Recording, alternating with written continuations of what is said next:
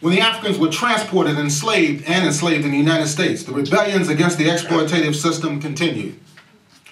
Yet the apologists for slavery utilized the fields of history and the social sciences to negate the humanity of the African people.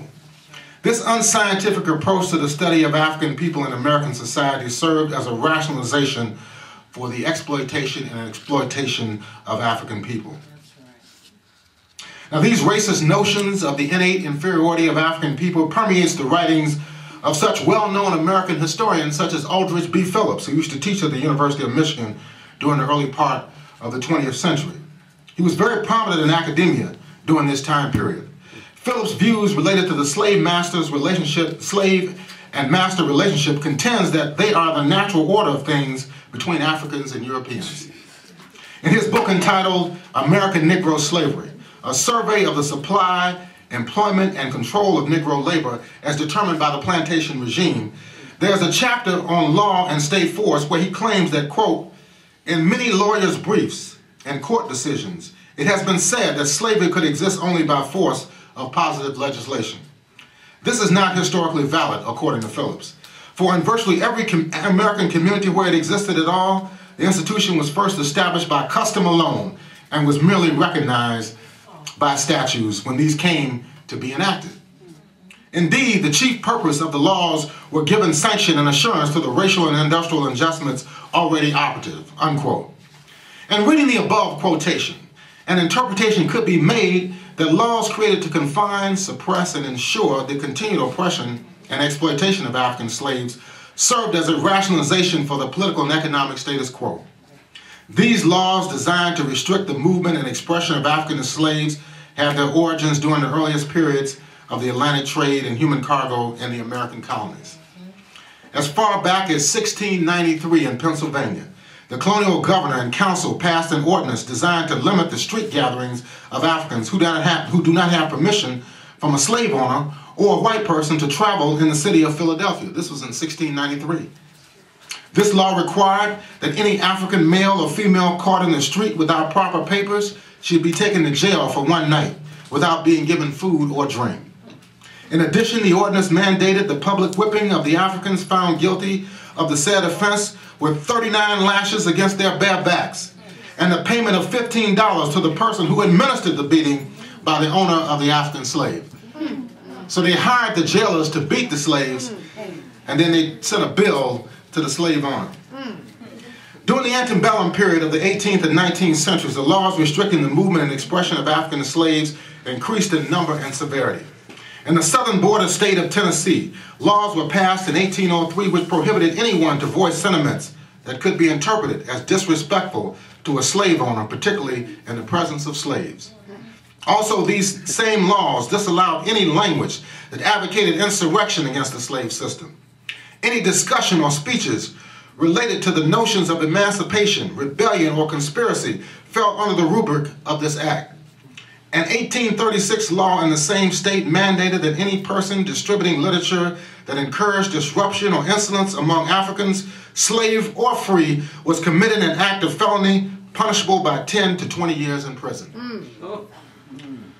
Although Phillips, in his book American Negro Slavery, does mention the passage of severe laws directed towards the maintenance of the slave system, he provides his own rationale for these legal measures that parallels those ideas of the southern slave owners of the period.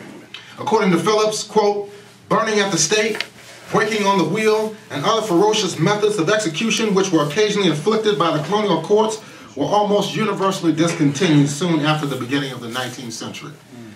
Phillips continues by saying that, quote, the general trend of moderation discernible at that time, however, was hampered then and thereafter by the series of untoward events beginning with the San Domingo upheaval, meaning the Haitian Revolution, and ending with John Brown's raid at Harper's Ferry. In particular, the rise of the Garrison agitation and the quickly ensuing Nat Turner revolt occasioned together a wave of reactionary legislation the whole South over, prohibiting the literary instruction of Negroes, stiffening the patrol system, restricting manumissions, and diminishing the already limited liberties of free Negroes. The temper of administration, however, was not appreciably affected, for this clearly appears to have grown milder as the decades passed, unquote. Consequently, it was the fear of rebellion during the 19th century that led to the increased violence directed against African people.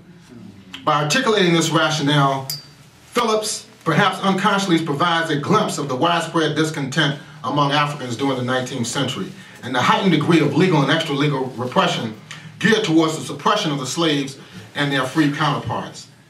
In relationship to lynching, Phillips contends that these acts of cruelty that were largely supported by the criminal justice system and the Euro-American popular culture of the era were a spontaneous response to heinous criminal actions carried out by blacks. He says that, quote, lynchings indeed, while far from habitual, were frequent enough to link the South with the frontier West of the time. The victims were not only rapists, but Negro malefactors of sundry sorts, and occasionally white offenders as well. Phillips goes on to state that, quote, in some cases, fairly full accounts of such episodes are available, but more commonly the record extant is laconic. Thus, the Virginia archives have, under date of 1791, an affidavit reciting that, quote, Ralph Singo and James Richard had, in January last, in Accomack County, been hung by a bank of disguised men, numbering from 6 to 15. And a Georgia newspaper in 1860 stated the following, quote, it is reported that Mr. William Smith was killed by a Negro on Saturday evening at Bowling Green in Oglethorpe County. He was stabbed 16 times. The Negro made his escape, but was arrested Sunday. And on Monday morning, a number of citizens who had investigated the case burned him at the stake, unquote. No trial, just some white folks who, quote, investigated the case and burned him at the stake. But Phillips says this was spontaneous and infrequent. Now, despite these efforts to justify the denial of due process to African people accused of committing criminal acts by questionable whites within the community, Phillips gives the reader an idea of the irrational fear and hatred fostered by the slave system. As C.L.R. James stated in his History of Pan-African Revolt that was written during the 1930s, quote, every slave owner did not spend every hour of the day beating and torturing his slaves, but few of his neighbors cared if he did. And if he did torture them, it was done so frequently that it occasioned no surprise in those who saw it. In this respect, 1860 was not very different from 1660, unquote. Now, there was a lot of response to race terror and violence within the African community itself. With the formation of independent African organizations and religious institutions during slavery and after the Civil War that legally ended human bondage in the United States, the aspirations related to repatriation versus abolitionism became more interrelated, often after a major push towards immigration goals. The objective conditions would arise requiring near total preoccupation with developments in North America. So you had both the struggle to abolish slavery on the one hand, and then at the same time there were different currents in the African American community that fought to repatriate back to Africa. Many people felt that, hey, it's useless staying here in this country.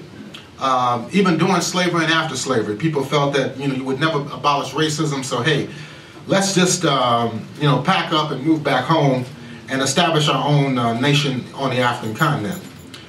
However, the fact of the matter is that it took resources to do this, and the fact that we were an oppressed people and didn't have the resources, it forced the majority of us to stay here and fight it out on American soil.